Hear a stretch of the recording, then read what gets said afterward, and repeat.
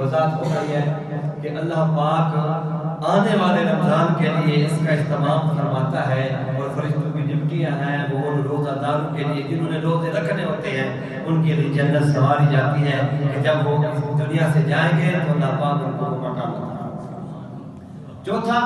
شیطان جکڑ دیے جاتے ہیں، باندھ دیے جاتے ہیں۔ یہ بات بھی سمجھنی ہے کہ دیکھیں شیطان باندھ دیے جاتے ہیں، بخاری شریف کی بھی حدیث ہے اور بھی ہے، تو پھر بھی تو لوگ گناہ کر رہے ہیں۔ تو اس کا مطلب یہ ہے کہ جب انسان کی کوئی عادت بن جاتی ہے تو ادب سے عادت غالب ہے۔ اگر کسی کی 5 وقت نماز پڑھنے کی عادت بن جائے، کچھ بھی ہو جائے وہ نماز نہیں چھوڑے کیونکہ اس کی اب عادت بن چکی ہے۔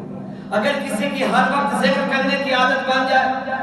وہ روزمرہ کی گفتگو کام کاج میں بھی وہ اس کی زبان جاری رہتی ہے کیونکہ اس کی عادت بن چکی ہے۔ تو اسی طرح جب گناہگار لوگوں کی گناہ کرنے کی عادت بن جاتی ہے تو پھر وہ نہ چاہتے ہوئے بھی کوشش ان کو نہیں کرنی پڑتی، وہ اپنی عادت کے مطابق گناہوں میں ملوث رہتے ہیں۔ اس کی ایک دلیل ہے کہ ایک بندہ شراب پیتا ہے تو شراب اگر وہ روزہ نہیں رکھتا، رمضان میں بھی وہ شراب پیتا ہے تو وہ شیطان کے بہکاوے سے نہیں ہے، وہ اپنی عادت سے پی رہا ہے، کیونکہ اور بھی نجس چیزیں ہیں۔ کتے کا پیشاب ہے وہ بھی نجس ہے، شراب اور کتے کے پیشاب کے نجس ہونے میں ایک ہی حکم ہے، تو وہ شراب پی لیتا ہے کیونکہ اس کی عادت ہے، اس کی جگہ پہ وہ کتے کا پیشاب نہیں پیے گا کیونکہ اس کی عادت نہیں ہے اس کی۔ تو اسی لیے جو ہم 11 مہینے گناہوں کی دلدل میں پھنسے رہتے ہیں اور ہماری عادت ثانی دوسری عادت بن جاتی ہے گناہ کرنے کی، نماز نہ پڑھنے کی اور قرآن نہ پڑھنے کی ہماری عادت بن جاتی ہے، والدین کی فرما برداری نہ کرنے کی ہماری عادت اگر بن جاتی ہے، اسی طرح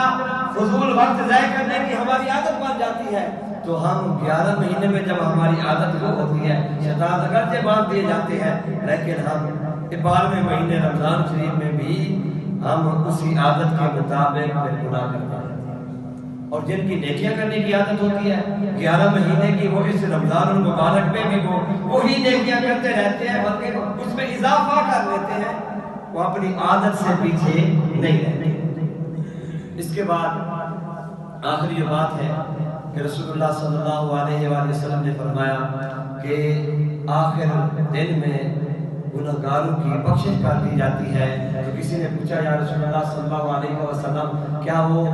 شب قدر کی رات ہے یا عید کا دن ہے اس لیے بخشش کی جاتی ہے؟ تو میرا آقا نے فرمایا نہیں، جب مزدور مزدوری کر لیتا ہے، کام مکمل کر لیتا ہے تو اس کے بعد اس کو انعام اور بدلہ دیا جاتا ہے۔ تو اللہ رب العالمین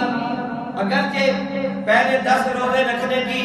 وجہ سے اللہ کی رحمت کا وہ مستحق نہیں بنا تھا